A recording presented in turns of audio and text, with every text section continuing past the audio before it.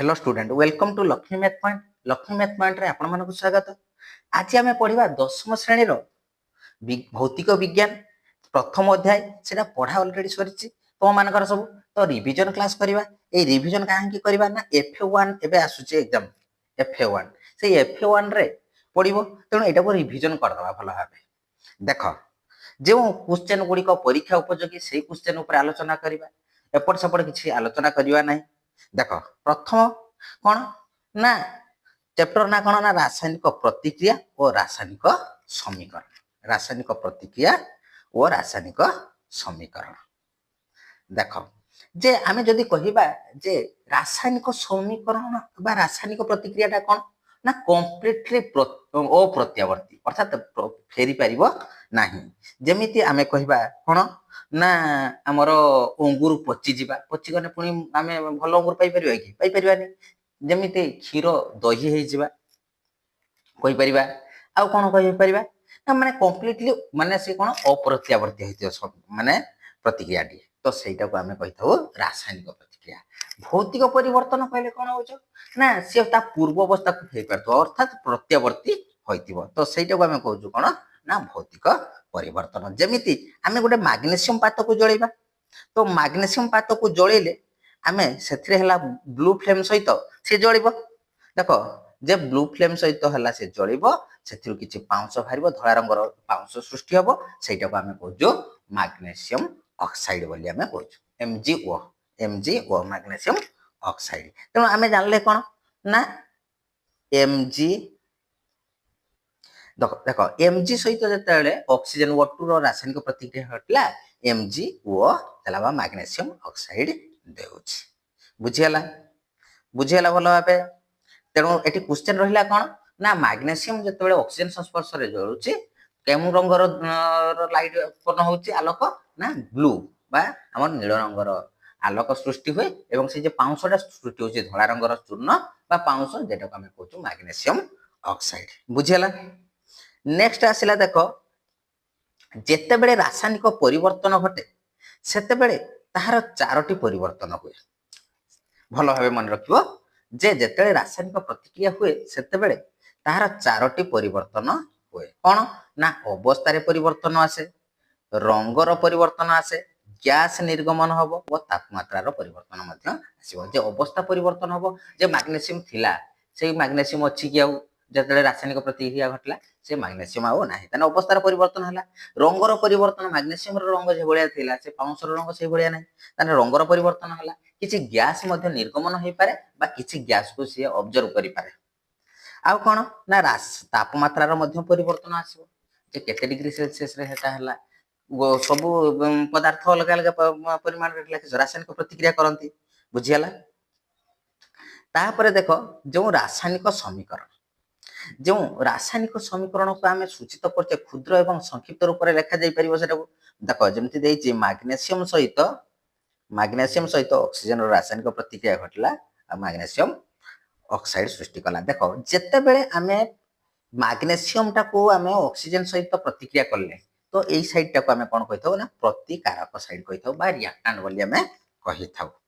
जेतेबेले तीर चिन्ह रो डाहाना पट को जोटा रहिला सेटा को आमे प्रोडक्ट बा उत्पाद बोली कहिथौ। तेणु रासायनिक प्रतिक्रिया परे जो जिनस नाम को मिला सेटा को आमे कोन कहिथौ ना प्रोडक्ट बोली कहिथौ। तेणु राइट साइड टा को आमे उत्पाद, लेफ्ट साइड टा को प्रतिकारक बोली कहिथौ। एकाधिक प्रतिकारक थिले आमे कोन दबा ना युक्त चिन्ह दबा। आ एकाधिक उत्पाद उत्पन्न होतले मते सेठी आमे कोन करबा ना युक्त चिन्ह देबा। आ मझिरे कोन ना तीर चिन्ह सूचित करिवो केउ साइड की हमर उत्पाद उत्पन्न हेउछि। बुझियला। नेक्स्ट देखो जे आमे समीकरणटा को देखो समीकरण पाई गले। समीकरण को आमे एटा कहिथौ कंकाल बा सूचकीय समीकरण आमे बोली कहूचे। सूचकीय समीकरण अनबालांस बा असमतुल समीकरण बोली कहूचे। देखो एटी काहे कि आमे एटा बैलेंस हेतनी बोली आमे कहिबा। देखो एठी ऑक्सीजन केतरा अछि ना दीटा अछि, ए पटरे हला केते ना गोटे अछि। तेणु जदि आमे एटी 2 गुणिबा सब बेले कोन करबा ना गुणिबो 2 गुणी दबा 2 Mg वो हेला ऑक्सीजन दीटा हे गेला किंतु मैग्नीशियम एटी केतरा अछि गुटे एठी ताने 2 करते हबो तेणु समीकरणକୁ समतुल କରିବା ପାଇଁ ହେଲେ उभय पार्श्वरे ହେଲା परमाणु समान କରିବା ପାଇଁ पड़िबो बुझियला नेक्स्ट देखो जे जदि आमे नबा कोन गुटे उदाहरण नै परिबा देखो जे जिंक सहित सल्फ्यूरिक एसिड H2SO4 अम्ल रासायनिक प्रतिक्रिया हेले ZnHO4 देला आउ H2 देला एठी देखो SO4 एठी भी SO4 अछि सल्फर अछि एठी हाइड्रोजन दीटा अछि एठी दीटा अछि जिंक एठी गोटे अछि एठी गोटे अर्थात एटा बैलेंस है कि अछि उभय पार्श्व समान अछि तेणु एटा हला कोन होइछे ना बैलेंस है कि अछि नेक्स्ट देखो जो रासायनिक समीकरण देखो एई समीकरण को समतुल करबा किपरि जे रासायनिक समीकरण को समतुल करबा किपरि जे उभय पार्श्व रे कि परमाणुता समान करबा तेणु परमाणुता समान करबा पई हेले हमको कोन करबा पई पड़िबो देखो जे एठी देखिबा कहार परमाणुता अधिका अछि कहार एठी हमें कोन करबा देखो जे एठी हमर ऑक्सीजन चारटा अछि ऑक्सीजन जदि चारटा अछि एपटरे हमें कोन करबा ना 4 कर दबा एठी ताने ऑक्सीजन चारटा हेला हाइड्रोजन चार दुने केतरा 8टा हेला तेणु हमको एठी कोन करबा पई पड़िबो ना एठी हेला हमको 4 करबा पई पड़िबो उभय पार्श्व रे देखो Fe हेला 3 एठी 3 करते हो एठी हेला केते ना 3 कर दबो तेणु एबे हेला समतुल हे गेला तो एई भले प्रक्रिया रे जो समतुल करूचे तो सेटा को हमें कोन कहिथाउ ना परख निरेख प्रणाली बोली हमें ताको कहिथाउ देखो एठी देछि जो परख निरेख प्रणाली रे हमें ताको समतुल करिथाउ बुझियला नेक्स्ट आसला कोन ना भौतिक अवस्था पई प्रतीकर सूचना जे प्रतीकर सूचना कोन देखो एठी भौतिक अवस्था हला केतरा ना एठी हमें कहि परिबा जे गैसीय अवस्था लिक्विड तरल अवस्था आक्वास द्रवणीय आउ एस हला सॉलिड एटा हला कोन ना भौतिक परिवर्तन रे चारि प्रकार देखा जाय केडी जी लिखाइ दियो केडी एल लिखाइ दियो केडी एक्वास लिखाइ दियो ए क्यू लिखाइ दियो आउ एस किट लिखाइ दियो देखियो हला तापर देखो जे आमे केतेक समीकरण रे देखो स्थिर चिन्ह ऊपर किछि लिखाइ छि बा तळे किछि लिखाइ छि सेटा को कोन कह जाय ना तार उत्प्रेरक बोली कह जाय उत्प्रेरक कोन करे ना समीकरण को द्रुततर करि पारे बा मंथर करि पारे ना नहीं तो सेटा को हमें उत्प्रेरक बोली कहि थाउ जेमिति देखो जे CO सहित H2 गैस रो रासायनिक प्रतिक्रिया करला केते एटमॉस्फेरिक प्रेशर रे ना 340 एई गुडी को परीक्षा रे शॉर्ट क्वेश्चन आसी जो जे 340 एटमॉस्फेरिक प्रेशर रे तानो हला CH3OH हमको मिल गला सेई भले जतले हला कार्बन डाइऑक्साइड गैस जल सहित रासायनिक प्रतिक्रिया करला कहा उपस्थिति रे ना क्लोरोफिल उपस्थिति रे सूर्यालोक सरी पड़ तेणु ग्लूकोज देला कार्बन हमर ऑक्सीजन देला आ जल अणु उत्पन्न करला बुझियला नेक्स्ट आसिला देखो विभिन्न प्रकार रासायनिक प्रतिक्रिया में कोन कहबा ना रासायनिक प्रतिक्रिया रे परमाणु रो बंध भागी नूतन माने बंध भांगिला और बंध गठन नूतन बंध गठन करिया प्रक्रिया को हमें रासायनिक प्रतिक्रिया बोली कहिथाउ परमाणु रो बंध भांगी कि नूतन परमाणु गठन कला तो सेटा को हमें कहिथाउ रासायनिक प्रतिक्रिया बोली हमें कहिथाउ रासायनिक प्रतिक्रिया विभिन्न प्रकार यथा कोन ना देखो संश्लेषण प्रतिक्रिया एई संश्लेषण प्रतिक्रिया रे देखो भलो भाबे जे संश्लेषण प्रतिक्रिया रे कोन हबो ना एकाधिक प्रतिकारक मिसुथिबो एकाधिक प्रतिकारक मिसिकी गोटे मात्र उत्पाद सृष्टि करथो देखो जे CaO कलिचूर्ण सहित हमर कोन मिसिला ना जल मिसिकी कोन हला ना सीमित चूर्ण हला देखो शुक्ला चूर्ण नेबो जल मिसि देने सेन किस ताप उत्पन्न होउची ना नै उत्पन्न हेबो ताप उत्पन्न हेबो जेमति हला कलिचूर्ण हला CaO प्लस H2O जित कला कोन ना CaOH होल्टो एटा सीमित चूर्ण माने जल मिसिकी छै एते ना नै एटा को हमें कोन कहिथाउ ना संश्लेषण प्रतिक्रिया तेणु संश्लेषण प्रतिक्रिया बुझीगल ना जो रासायनिक प्रतिक्रिया रे एकाधिक प्रतिकार संयोग होई गोटे मात्र उत्पाद उत्पन्न करूथबो तो सेटा को हमें कहिथाउ संश्लेषण प्रतिक्रिया एही प्रतिक्रिया रे देखो ताप उत्पन्न होउची तेणु एहा को मध्य ताप उत्पादी रासायनिक प्रतिक्रिया बोली कहा जाय एही संश्लेषण प्रतिक्रिया को ताप उत्पादी रासायनिक प्रतिक्रिया बोली मध्य कहा जाय बुझियला नेक्स्ट देखो जे आमे CaOH उल्टू कैल्शियम हाइड्रोक्साइड सहित जते कार्बन डाइऑक्साइड रो रासायनिक प्रतिक्रिया घटिबो CaCO3 CaCO3 କ୍ୟାଲସିୟମ କାର୍ବୋନେଟ୍ যেটাକୁ ଆମେ ମାର୍ବଲର ସଂକେତ ବୋଲି କହିଥାଉ। CaCO3 ହେଲା କ'ଣ ନା ମାର୍ବଲର ସଂକେତ ଆଉ ଜଳ ଅଣୁ ଉତ୍ପନ୍ନ ହୁଏ।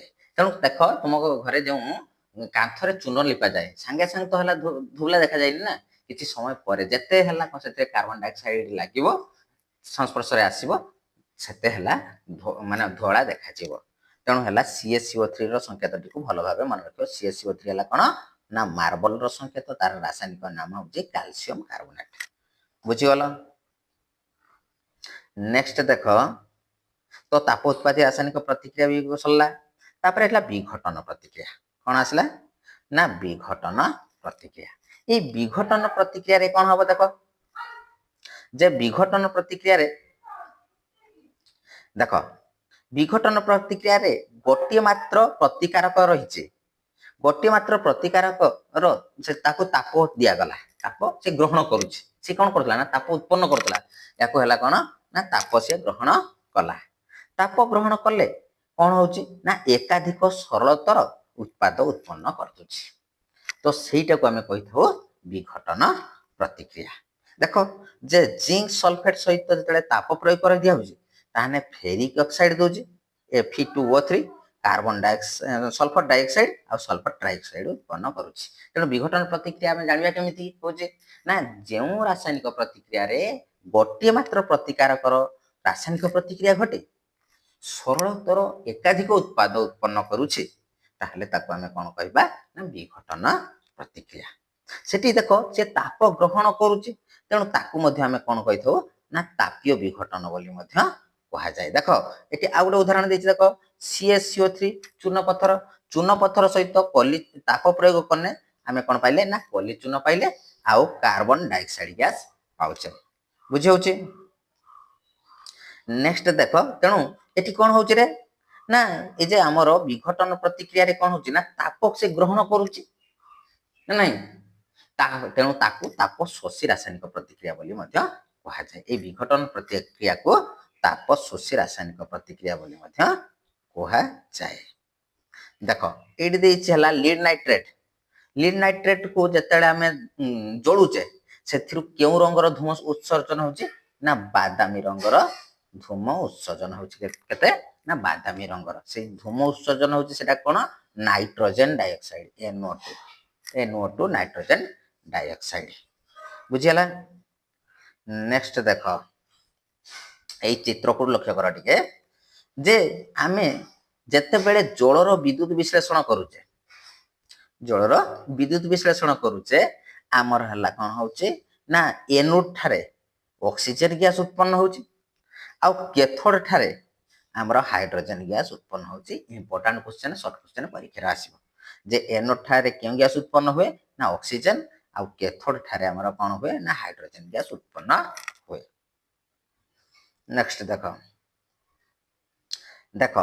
ଯେ ଆମେ ବିଘଟନ ପ୍ରତିକ୍ରିୟାରେ ଦେଖ ଯେ AgCl ହେଲା କିସ ସିଲଭର ବ୍ରୋମାଇଡ, ସିଲଭର କ୍ଲୋରାଇଡ ଆଉ ସିଲଭର ବ୍ରୋମାଇଡ ଏ ଦୁଇଟାକୁ ଲକ୍ଷ୍ୟ କର। ସୂର୍ଯ୍ୟାଲୋକ ପଡ଼ିଲେ ସେଇଟା ଧଳା ରଙ୍ଗରୁ କେଉଁ ରଙ୍ଗ ହେଉଛି ନା ଧୂସର ବର୍ଣ୍ଣ ହୋଇଯାଏ। ମନେ ରଖିବ ସିଲଭର କ୍ଲୋରାଇଡ ଆଉ ସିଲଭର ବ୍ରୋମାଇଡ ଯେତେବେଳେ ଧଳା ରଙ୍ଗର ଥାଏ ସୂର୍ଯ୍ୟାଲୋକ ପଡ଼ିଲେ ତାହା ଧୂସର ରଙ୍ଗରେ ପରିଣତ ହୋଇଯାଏ। এইটাକୁ ଆମେ କ'ଣ କେଉଁ କାମରେ ବ୍ୟବହାର କରୁ? ମୋଷ୍ଟ ଇମ୍ପୋର୍ଟାଣ୍ଟ କ୍ୱେଶ୍ଚନ ପଡ଼େ ନା କଳା ଧଳା ଫଟୋ ସଂକ୍ରାନ୍ତୀୟ କାର୍ଯ୍ୟରେ ତାହାକୁ ଆମେ ବ୍ୟବହାର କରିଥାଉ। ତେଣୁ ଏ ଯେଉଁ ଆମ ବିଘଟନ ପ୍ରତିକ୍ରିୟା ଦେଖ ଯେଉଁ ସବୁ ପ୍ରତିକ୍ରିୟାରେ ତାପ ଶୋଷିତ ହେଉଛି ତାକୁ ଆମେ କ'ଣ ତାପ ଶୋଷୀ ବା ତାପଗ୍ରାହୀ ରାସାୟନିକ ପ୍ରତିକ୍ରିୟା ବୋଲି କହିଥାଉ। ବୁଝିଗଲା? ନେକ୍ସଟ ଦେଖ ଆମର ବିଘଟନ ଗଲା, ତାପରେ ଆସିଲା କ'ଣ ନା ବିସ୍ତାପନ ପ୍ରତିକ୍ରିୟା। এই ବିସ୍ତାପନ ପ୍ରତିକ୍ରିୟା କ'ଣ ଦେଖ ଯେ ଗୋଟିଏ ମୌଳିକ ଆଉ ଗୋଟେ ଯୌଗିକ ଥିବ ବିସ୍ତାପନ ପ୍ରତିକ୍ରିୟାରେ। ଦେଖ ଯେ ଗୋଟେ ମୌଳିକ, ଏଇଠି ଦେଖ ଗୋଟେ ଉଦାହରଣ ନବା, ଦେଖ ଯେ ଏଠି ଗୋଟେ ମୌଳିକ ଆଉ ଗୋଟେ ଯୌଗିକରୁ ମୌଳିକକୁ ସେ ଅପସାରଣ କରୁଛି ନା, ତ ସେଇ ପ୍ରକାର ରାସାୟନିକ ପ୍ରତିକ୍ରିୟାକୁ ଆମେ କ'ଣ କହିଥାଉ ନା ଆମର କ'ଣ ବିସ୍ତାପନ ପ୍ରତିକ୍ରିୟା।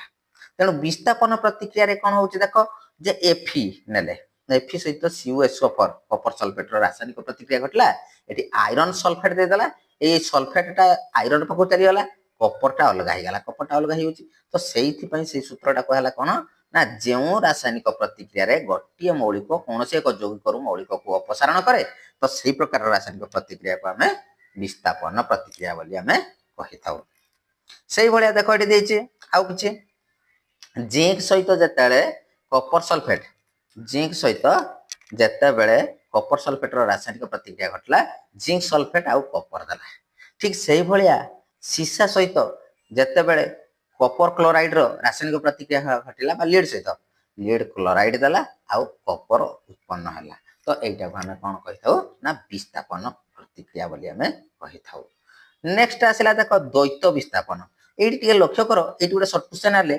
जिंक आउ लीड मन रख जिंक आउ लीड कपर ठारू अधिक प्रतिक्रियाशील मौलिक जो अधिक प्रतिक्रियाशील मौलिक किए ना जिंक आउ लीड एबे देख जे द्वैत विस्थापन प्रतिक्रिया कौन द्वैत विस्थापन प्रतिक्रिया जे जो रासायनिक प्रतिक्रिया रे जे यौगिक द्वय मध्य आयनर विनिमय घटे आयनर विनिमय घटे से प्रकार रासायनिक प्रतिक्रिया को आम कौन कही ना द्वैत रासायनिक प्रतिक्रिया बोली कही द्वैत रासायनिक प्रतिक्रिया एबे देख द्वैत रासायनिक प्रतिक्रिया रे कौन होची देख जे मुझे दीटा यौगिक थी ना सोडियम सल्फेट सहित बेरियम क्लोराइड रासायनिक प्रतिक्रिया घटला बेरियम देख BaSO4 होगा बेरियम सल्फेट उत्पन्न होला आउ NaCl लुण देला तेणु आम द्वैत विस्थापन प्रतिक्रिया क्या कहबा जो रासायनिक प्रतिक्रिया रे कौन होची ना आयनर विनिमय घटे से प्रकार रासायनिक प्रतिक्रिया को आम द्वैत विस्थापन बोली कही था आउ जो रासायनिक प्रतिक्रिया रे अधक्षेप सृष्टि हो अवक्षेप सृष्टि हुए ताको अवक्षेपण प्रतिक्रिया बोली आम ताको कही था जे धला रंगर पदार्थटा सृष्टि होता से अवक्षेप बोली कह जाए से प्रकार रासायनिक प्रतिक्रिया को अवक्षेपण प्रतिक्रिया बोली आम कहूँ बुझीगला नेक्स्ट आसला देख जारण विजारण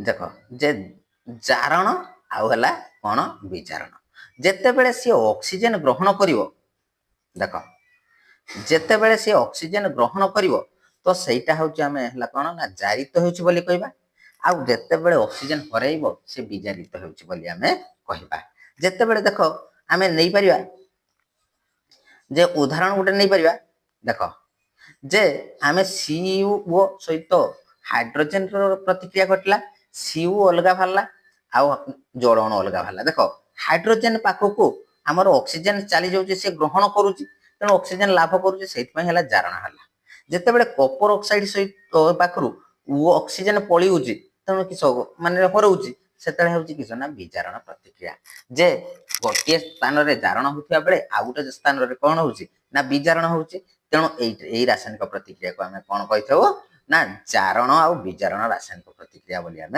कहूँ बुझीगला जारण विजारण रासायनिक प्रतिक्रिया बोली आम कहूँ नेक्स्ट देख संखारण संखारण कौन ना कौन सी जिनसर क्रमक्षय हम तो सहीटा को आम संखारण बोली आम कहूँ क्रमक्षय कौन देख लुहा उपरे जदि आम वायु संस्पर्श आसो तार लोहित बादामी रंगर एक प्रलेप सृष्टि हुए सेटा को आम लुहारे कलंकी लगी कही था परीक्षा पड़े लुहा उपर जो कलंकी पड़े क्यों रंगर आस्तरण सृष्टि हुए लोहित बादामी रंगर आस्तरण सृष्टि हुए नेक्स्ट देख जे लुहाटा है कि ना जले बाष्प सहित प्रतिक्रिया करे जल किंबा आमर गरम जल ठंडा जल सहित प्रतिक्रिया करे नहीं एटा पढ़ा आमर तृतीय अध्याय पढ़ा देख तापर देख दी जे आमर सिल्भर उपरे गोटे कला रंगर आस्तरण पड़े कपर उपरे है कौन ना सबुज रंगर आस्तरण पड़े कौन ये संखारण जो मन रख क्रमक्षय जो